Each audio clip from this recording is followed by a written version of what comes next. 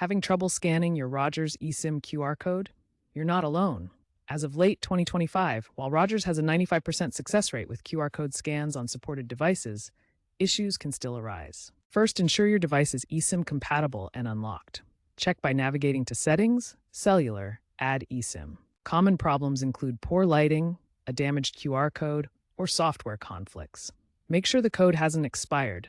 They're typically valid for 48 hours. To resolve this, try these steps.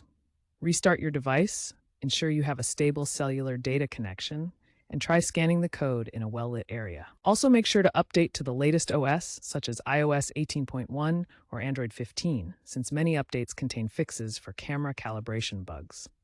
If the QR code still won't scan, move on to the EID or manual setup methods. If the QR code refuses to cooperate, don't worry, you can still activate your Rogers eSIM using the EID or manual setup.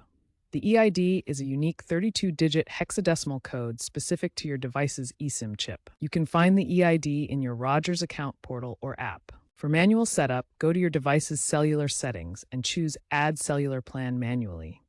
You'll need to enter details like the ICCID, activation code, and server addresses, which Rogers will provide. Also, Rogers requires the confirmation code from their SMS or email for security. A common issue here is EID mismatch.